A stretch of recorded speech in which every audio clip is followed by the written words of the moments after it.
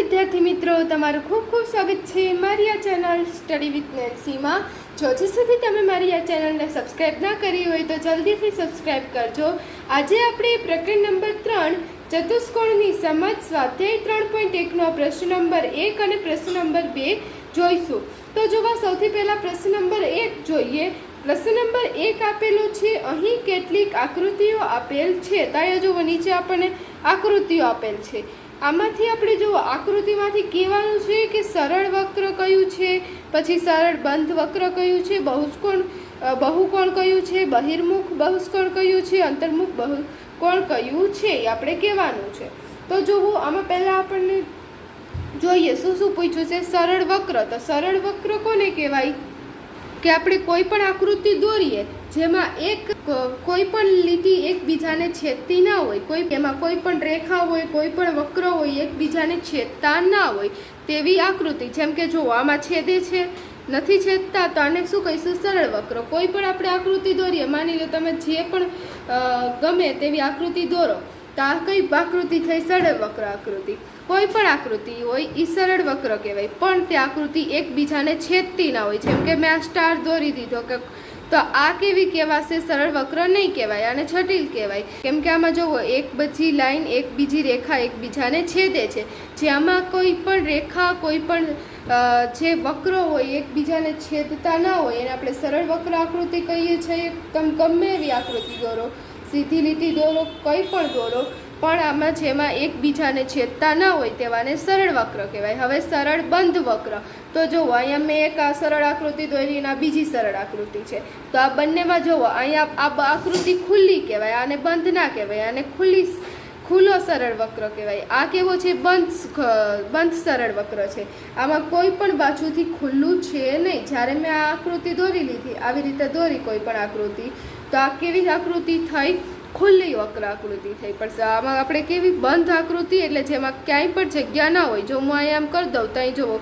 બહાર ક્યાંય પણ જગ્યા નથી, એટલે આને શું કહીએ, બંધ વક્ર થઈ જાય। હવે બહુકોણ, તો જેમાં રેખાખંડ જોડાય એને શું કહેવાય, બહુકોણ। રેખાથી બનેલી બેથી વધારે રેખાથી બનેલી આકૃતિને બહુકોણ કહેવાય। બેથી વધારે રેખાથી તમે ત્રિકોણ બનાવો, ચોરસ બનાવો, ચતુષ્કોણ બનાવો, કોઈ પણ આકૃતિ બનાવો, જેમ કે આમ બનાવી દો, કોઈ પણ આકૃતિ બનાવો, કેની મદદથી, રેખાની મદદથી, આને બહુકોણ ના કહેવાય। કેમ કે આમાં જુઓ રેખા નથી, જેમાં રેખા હોય તેને બહુકોણ કહેવાય, બેથી વધારે રેખા।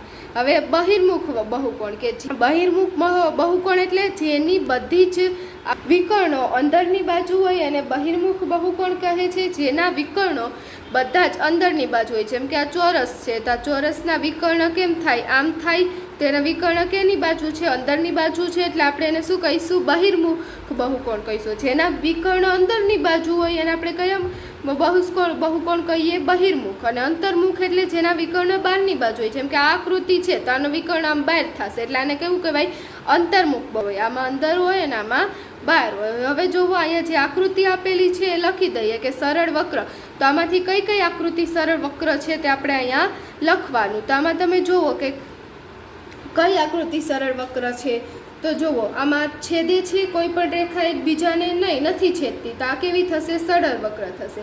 હવે જુઓ આ બીજી પણ છે, એમાં પણ કોઈ રેખા એકબીજાને છેદતી નથી, એક જ રેખાથી બનેલી આકૃતિ છે, જેમાં બે રેખાનો ઉપયોગ થતો હોય અથવા તો બે લીટીનો ઉપયોગ થતો હોય, તો એ સરળ વક્ર ન કહેવાય। એકબીજાને છેદતી હોય એને પણ આ જોવો એક જ વાર બનાવેલું છે અને એકબીજાને છેદતી પણ નથી, એટલે બીજી શું થશે, સરળ વક્ર થશે। હવે જુઓ આમાં ત્રીજું સરળ વક્ર નહીં થાય, કેમ કે જો આ કેવી આકૃતિ છે, બે આકૃતિ છે, આ એક વર્તુળ છે, એની બહાર એક વર્તુળ છે। જો આ એક જ વર્તુળ હોત તો તે સરળ વક્ર થાત, પણ આમાં બે વર્તુળ છે, જેથી તે સરળ વક્ર નહીં થાય। હવે જુઓ ચોથું આપેલી છે, તો આમાં તો ઘણી વાર છેદે છે, જો રેખા એકબીજાને છેદે છે એટલે આ સરળ વક્ર થશે નહીં। હવે આમાં છેદતી નથી, તો આ પાંચમી જોવો રેખા એકબીજાને છેદતી પણ નથી અને આની જેમ બે અલગ અલગ આકૃતિ પણ નથી, એટલે આ પાંચમું શું થશે, સરળ વક્ર થશે। એવી જ રીતે છઠ્ઠામાં પણ એ રેખા એકબીજાને છેદતી નથી, એટલે છઠ્ઠું પણ સરળ વક્ર થશે। એટલે જે સરળ વક્ર થાય તેને આપણે અહીંયા લખશું। પછી જોવો સાતમી કેવી થશે, સરળ વક્ર થશે ને, તે પણ કોઈને છેદતી નથી। હવે આઠમી સરળ વક્ર નહીં થાય। અહીંયા જુઓ અહીંથી સર્કલ પૂરું થયું અને અહીંથી જ પાછું ચાલુ કરી દીધું. તો આમાં જો અલગ અલગ વાર દોરેલું છે એટલે 8મી પણ કેવી થશે, સરળ વક્ર નહીં થઈ. હવે જોવો એમાં બી આપેલું છે સરળ બંધ વક્ર.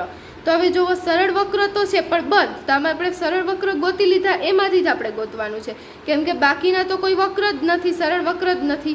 આ બધા સરળ વક્ર નથી તો એ બંધ પણ કેમ થઈ શકે, એટલે આપણે સરળ વક્રોમાંથી જ ગોતશું કે કઈ આકૃતિ બંધ છે. તો આમાં તમે જોવો આ આકૃતિ બંધ છે, હા બંધ છે, તો આને આપણે એક આવશે. પછી આ બીજી એ પણ કેવી છે, બંધ છે, કોઈ પણ બાજુથી ખુલ્લી નથી, એટલે આપણે એને શું કહીએ, સરળ બંધ વક્ર. હવે જોવો ત્રીજી વક્ર જ નથી એટલે ત્રીજી પણ નહીં આવે, ચોથી પણ સરળ વક્ર નથી એટલે પણ નહીં આવે. હવે આ 5મી જોવો સરળ વક્ર છે અને બંધ પણ છે એટલે તે આવશે 5મી. હવે 6ઠ્ઠી પણ આવશે, 6ઠ્ઠી પણ વક્ર છે અને બંધ પણ છે, અને 7મી પણ બંધ જ છે. તો બધી જ આવશે, આપણે ઉપર જે સરળ વક્રમાં આવી હતી બધી જ બંધ છે. હવે જોવો બહુકોણ લખીએ તો બહુકોણ કયા થશે, કે જે બહુકોણ એટલે મેં તમને કીધું તું રેખાથી બનેલી, 2 થી વધારે રેખાથી બનેલી આકૃતિ. તો આમાં જોવો આ બહુકોણ છે, હા કેનાથી બનેલું છે, રેખાઓથી જ આખી આકૃતિ બનેલી છે. તો એને આપણે શું કહીએ, જે આકૃતિ રેખાથી બનેલી હોય એને આપણે બહુકોણ કહીએ. તો આ એક થશે બહુકોણ. પછી જોવો આ બીજી બનેલી છે રેખાથી, તો એને પણ આપણે શું કહીશું, બહુકોણ કહીશું. હવે જુઓ ત્રીજી રેખાથી બનેલી નથી એટલે તે બહુકોણ નહીં થાય, ચોથી પણ બહુકોણ નહીં થાય. હવે પછી 5મી પણ બહુકોણ નહીં થાય, આ રેખાથી બનેલી નથી. જે આકૃતિ છે બંધ આકૃતિ રેખાથી બનેલી હોય એને આપણે બહુકોણ કહીએ છીએ. તો આ રેખાથી બનેલી નથી, 6ઠ્ઠી પણ રેખાથી બનેલી નથી. અહીંયા જો વક્ર આવે છે એટલે આ રેખાથી બનેલી નથી.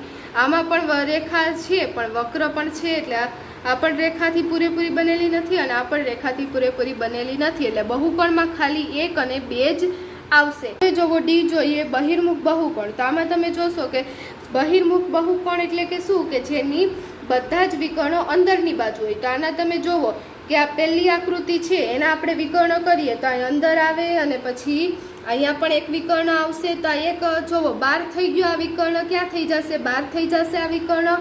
તો બહિર્મુખમાં તો શું હોય, વિકર્ણ અંદર હોય, તો આ પહેલી આવશે નહીં આવે. પછી આ બીજી આકૃતિ જોવો એના આપણે વિકર્ણ કરીએ તો એ આવે છે અંદર. તો આ જોવો આના બધા જ વિકર્ણ અંદર આવે છે. તો આ કઈ આકૃતિ થશે, બહિર્મુખ બહુકોણ. બહુકોણ જોવો બહુકોણ ખાલી 2 જ છે, આટલી બધી જ આકૃતિમાંથી ખાલી 2 જ બહુકોણ છે. આપણે ત્રીજામાં જોયું પહેલો અને બીજો, એટલે આ 2માંથી જ આપણે કહેવાનું છે અંતર્મુખ ને બહિર્મુખ. તો આ જોવો બહિર્મુખ એટલે જેના બધાય અંદર હોય. તો આના જોવો પહેલાનો તો એક વિકર્ણ બહાર આવી ગયો, તો અહીંયા જોવો બીજાના બધા જ વિકર્ણ અંદર છે એટલે આપણે એને શું કહીશું, બહિર્મુખ બહુકોણ કહીશું. એટલે બહિર્મુખમાં શું આવશે, બીજા નંબરની આકૃતિ. હવે જોવો અંતર્મુખ. તો અંતર્મુખ હવે આ બહિર્મુખ હતી, આની એક અંતર્મુખ એટલે બહારની બાજુ હોય. અંતર્મુખ એટલે શું થાય, બહારની બાજુ હોય. તો જોવો પહેલી આકૃતિનો બહારની બાજુ હતો એટલે આપણે અહીં શું લખી દઈશું, 1. એટલે અંતર્મુખમાં શું આવશે, અંતર્મુખમાં બહુકોણમાં 1 આવશે.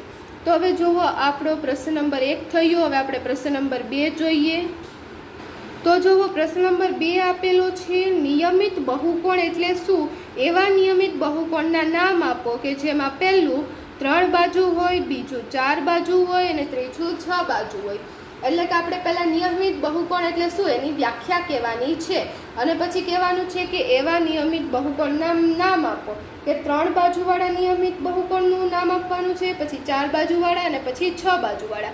તો આપણે જુઓ પહેલા પ્રશ્નમાં બહુકોણ તો સમજ્યા કે રેખાથી બનેલા બંધ વક્રને બહુકોણ કહેવાય. પણ હવે આપણે બહુકોણમાં નિયમિત બહુકોણ. તો નિયમિત બહુકોણ એટલે શું, કે આપણે જો હું અહીં ઉપર શીખવાડું કે આ જો આ મેં ત્રિકોણ દોરી લીધો તો આપણે આ જો સમદ્વિબાજુ ત્રિકોણ છે, આની 1-2 બાજુ સરખી છે પણ આ બાજુ અલગ છે, અને આમાં જો આ સમબાજુ ત્રિકોણ છે જેની 3 બાજુ સરખી છે. તો આને બહુકોણ કહેવાય ને આને પણ બહુકોણ કહેવાય.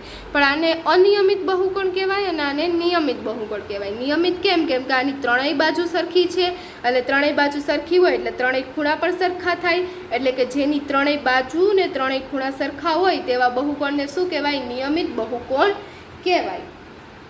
ચોરસ પણ નિયમિત બહુકોણમાં જ આવે કેમ કે ચોરસની 4 બાજુ અને 4 ખૂણાના માપ કેવા હોય, સરખા હોય. તો આપણે વ્યાખ્યા લખીએ તો શું કહેવાય, શું પૂછ્યું છે, નિયમિત બહુકોણ એટલે શું. તો આપણે લખશું એના જવાબમાં, જે બહુકોણના બધા જ ખૂણા કેવા હોય? સમાન હોય, અથવા બધા જ ખૂણા તથા બધી બાજુઓ પણ સમાન હોય. એટલે આપણે લખશું કે બધા જ ખૂણા તથા બધી જ બાજુઓ, બધી જ બાજુ કેવી હોય? સરખી હોય. તો આપણે લખશું કે સરખી હોય તેને શું કહેવાય? નિયમિત બહુકોણ કહે છે. તો ફરીથી એકવાર જોઈ લઈએ. જે બહુકોણના બધા જ ખૂણા તથા બધી જ બાજુ સરખી હોય તેને આપણે શું કહીશું? નિયમિત બહુકોણ કહીશું. જેના બધા જ ખૂણા અને બધી જ બાજુઓ સરખી હોય તેવા બહુકોણને નિયમિત બહુકોણ કહેવાય છે. તો હવે જુઓ, એ તો આપણે કહી દીધું કે નિયમિત બહુકોણ એટલે શું. હવે આપણે કહેવાનું છે કે ત્રણ બાજુ, જે નિયમિત બહુકોણને ત્રણ બાજુ હોય તેને શું કહેવાય? તો આપણે લખશું પહેલું, ત્રણ બાજુ હોય તો તેવો, તો આપણે એમાં શું લખશું? એવો કયું આકૃતિ છે કે જેની ત્રણ બાજુ, એવો કયું નિયમિત બહુકોણ છે કે જેની ત્રણ બાજુ હોય? તો નિયમિત બહુકોણમાં આપણે ત્રણ બાજુ વાળું કીધું તો ત્રિકોણ. પણ કેવો ત્રિકોણ? સમબાજુ ત્રિકોણ. કેમ કે આપણે ખાલી ત્રિકોણ લખીએ તો એ સમદ્વિબાજુ કે વિષમ બાજુ પણ હોઈ શકે. કેમ કે જેની બધી જ બાજુ અલગ હોય અથવા બે બાજુ સરખી હોય તો તેની બધી જ બાજુ સરખી ના થાય. તો આપણે શું લખશું? સમબાજુ ત્રિકોણ. સમબાજુ ત્રિકોણની બધી જ બાજુ સરખી હોય એટલે આપણે લખવાનું સમબાજુ ત્રિકોણ. હવે બીજું શું પૂછેલું છે? ચાર બાજુ હોય. હવે આપણે એવું નિયમિત બહુકોણ લખવાનું છે કે જેની ચાર બાજુ હોય. તો આપણે લખશું કે ચાર બાજુ હોય. તો એવી કઈ આકૃતિ છે કે જેની ચારેય બાજુ સરખી હોય અને ચારેય ખૂણા પણ સરખા હોય? તો આપણે લખશું ચોરસ. ચોરસની ચારેય બાજુ અને ચારેય ખૂણા સરખા હોય. હવે જુઓ, આપણે ત્રીજું જોઈએ. એમાં ત્રીજું શું આપેલું છે? 6 બાજુ હોય. તો હવે જુઓ, 6 બાજુ કોની હોય? ષટકોણની. પણ કેવો ષટકોણ લખશું? આપણે નિયમિત ષટકોણ લખશું. કેમ કે આપણે ષટકોણની અલગ અલગ ખૂણા પણ હોઈ શકે, પણ જો આપણે એની આગળ નિયમિત લખીએ તો એનો મિનિંગ એમ થાય કે જેની 6 બાજુ સરખી હોય ને 6 ખૂણા સરખા હોય. એટલે આપણે નિયમિત લખવાનું, એટલે નિયમિત ષટકોણ. તો જો અહીં આપણા બીજા દાખલાનો પણ જવાબ આવી ગયો. તો અહીં આપણો પ્રશ્ન નંબર 1 અને પ્રશ્ન નંબર 2 પૂર્ણ થાય છે. જો તમને વિડીયો પસંદ આવ્યો હોય તો લાઈક, શેર, સબસ્ક્રાઈબ કરજો. Thanks for watching.